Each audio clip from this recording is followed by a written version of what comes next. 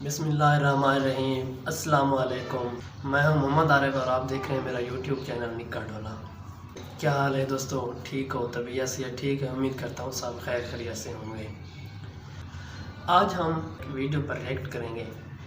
فرعون خدائی دعویٰ کرتا تھا، وہ اپنی رائے سے کہتا تھا کہ میں آپ کا خدا ہوں، مجھ کو پوجو، میری عبادت کرو اور میرے آگے سجدہ کرو۔ مطلب وہ خدائی دعویٰ کرتا تھا اور خود کو خدا کہتا تھا۔ نعوذ باللہ۔ اس کی لونڈی کے ساتھ کیا ہوا، آج ہم ایسی ویڈیو پر ریئیکٹ کریں گے اور دیکھتے ہیں۔ ٹائم ویسٹ کیے بغیر چلتے ہیں ویڈیو کی جانب۔ آج سے تقریباً 3000 سال قبل مصر پر ایک ظالم و جابر بادشاہ فرعون کی حکومت تھی، جو نہ صرف ایک جابر اور سرکش بادشاہ تھا بلکہ اس نے خدائی کا دعویٰ بھی کر رکھا تھا اور خدائے حقیقی کو للکارنے کی جرت کی تھی۔ فرعون نہایت ہی بد کردار اور ظالم ترین شخص تھا۔ فرعون نے اپنی رعایا کو حکم دیا تھا کہ وہ اس کے آگے سجدہ کرے، اور جو کوئی بھی اسے سجدہ کرنے سے انکار کرتا وہ اس پر ظلم کے پہاڑ ڈھا دیتا، یہاں تک کہ اسے قتل کروا دیتا۔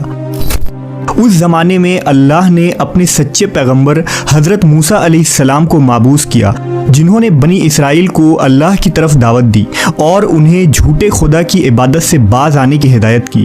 لہٰذا خود فرعون کے محل میں موجود ایک خاتون نے موسیٰ علیہ السلام کے دین کو قبول کر لیا اور اس لاشریک اللہ پر ایمان لے آئی۔ اس خاتون کا نام مشاطہ تھا، جو فرعون کے محل میں خادمہ تھی۔ فرعون نے اسے اپنی بیٹی کی خدمت اور کام کاج کرنے پر مامور کیا تھا۔ ایک دن کا واقعہ ہے کہ وہ خادمہ فرعون کی بیٹی کے بالوں میں کنگھی کر رہی تھی۔ کنگھی کرتے ہوئے اس کے ہاتھوں سے اتفاقاً کنگھی گر پڑی۔ وہ اٹھانے لگی تو اس کی زبان سے بے ساختہ بسم اللہ نکل گیا۔ اس پر شہزادی نے کہا کہ تو نے آج عجیب کلمہ بولا، رب تو میرے باپ فرعون ہی ہے، تو پھر تم نے یہ کس کا نام لیا ہے؟ اس نے جواب دیا، فرعون رب نہیں بلکہ رب وہ اللہ ہے جو مجھے اور تجھے اور خود فرعون کو روزی دیتا ہے۔ شہزادی نے کہا، اچھا تو کیا تو میرے باپ کے سوا کسی اور کو اپنا رب مانتی ہے؟ اس نے جواب دیا، ہاں، میرا، تیرا اور تیرے باپ سب کا رب اللہ ہی ہے۔ شہزادی نے اس بات کی اطلاع اپنے باپ کو دے دی۔ وہ نہایت ہی غضبناک ہوا اور اس نے اس باندی کو اپنے دربار میں بلایا۔ جب وہ حاضر ہوئی تو فرعون نے پوچھا، کیا تو نے میرے سوا کسی اور کو اپنا رب مان لیا ہے؟ خادمہ نے صاف کہہ دیا کہ میں تمہیں خدا نہیں مان سکتی، میرا اور تیرا رب اللہ ہی ہے جو بلندیوں اور بزرگی والا ہے۔ جواب سن کر فرعون حیرت زدہ رہ گیا۔ اسے اتنی استقامت اور جرأت بھرے جواب کی امید نہ تھی۔ فرعون نے سوچا کہ اس عورت کو ایسی عبرتناک سزا دینی چاہیے کہ اس طرح کی جرأت دوبارہ کسی شخص کو نہ ہو۔ اسے پتا تھا کہ یہ عورت اپنے بچوں سے بے انتہا محبت رکھتی ہے، لہٰذا فرعون نے خادمہ کے بچوں کو اس دربار میں لانے کا حکم دیا۔ پھر فرعون نے سپاہیوں کو حکم دیا کہ ایک بڑی دیگ میں تیل کھولایا جائے۔ جب یہ دیگ خوب تپ گئی تو فرعون نے حکم دیا کہ اس عورت کے تمام بچوں کو ایک ایک کر کے اس کھولتی ہوئی تیل میں ڈال دیا جائے۔ فرعون کا حکم سنتے ہی اس عورت کے آنکھوں کے سامنے اندھیرا چھا گیا۔ خادمہ نے نہایت ہی صبر اور ہمت سے کام لیا۔ سپاہیوں نے اس خادمہ کے ایک بچے کو پکڑا اور اسے گھسیٹتے ہوئے لے جانے لگے۔ وہ بچہ کبھی پکارتے ہوئے اپنی ماں سے مدد طلب کرتا، کبھی سپاہیوں سے رحم کی بھیک مانگتا، کبھی فرعون کی طرف امید بھری نگاہوں سے دیکھتا۔ سپاہی اسے دھکیلتے اور گھسیٹتے ہوئے دیگ کے قریب لے گئے۔ خادمہ اپنے بچے کی طرف محبت بھری نظروں سے دیکھ رہی تھی اور اسے الوداع کہہ رہی تھی۔ چند لمحات میں اس کے جگر گوشے بچے کو کھولتے ہوئے تیل میں انڈیل دیا گیا اور کچھ ہی لمحے میں اس معصوم کی ہڈیاں تیل کے اوپر تیرنے لگی۔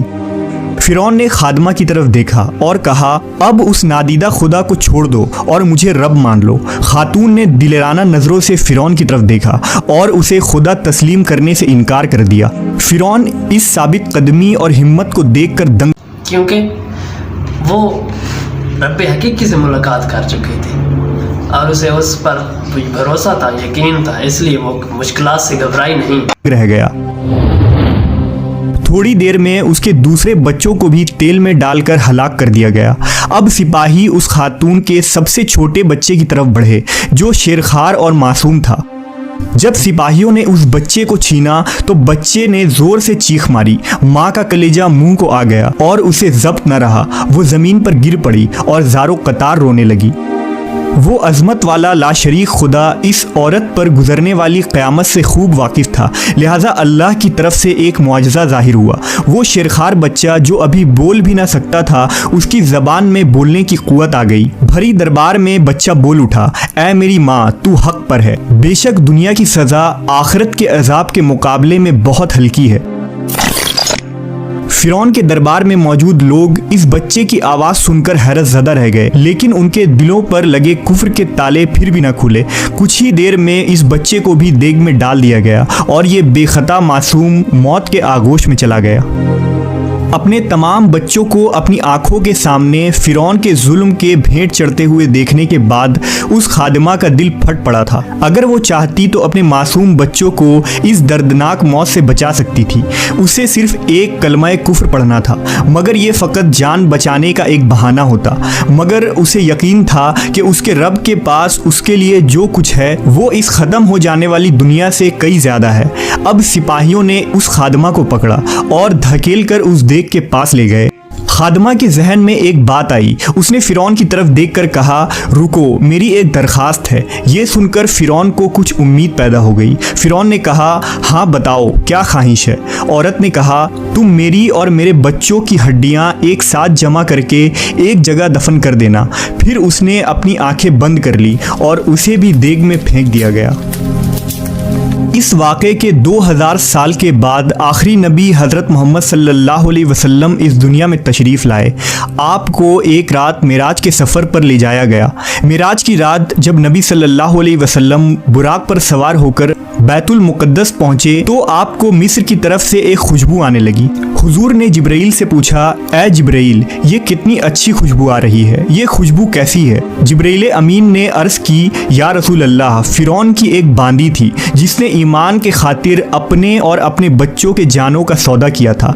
उसके और उसके बच्चों के हड्डियों को जहाँ दफन किया गया था, जिस दिन उन्हें दफन किया गया उस दिन से लेकर आज तक ये खुशबू आ रही है और ये क़यामत तक आती रहेगी।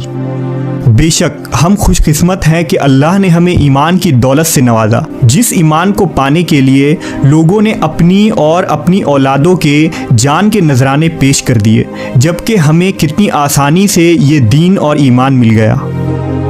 जी दोस्तों, आपने वीडियो देख ली। इस वीडियो में हमारे लिए बहुत सबक है कि लोगों ने कितनी अपनी जानें कुर्बान की, अपने बच्चों को कुर्बान कर दी ईमान को हासिल करने के लिए, लेकिन वो कुफ्र पर ना गए। उनके सामने उन मासूम बच्चों को उबलते हुए तेल में डाल दिया गया कि हमें तो दीन घर बैठे मिल गई। ना हमने जानें कुर्बान की, ना हमने मेहनत की, मुशक्क़त की इसके बारे में, हमें तो घर बैठे ईमान मिल गई। फिर भी हम देते हैं ना, गरीबों मस्कीनों का हक देते हैं।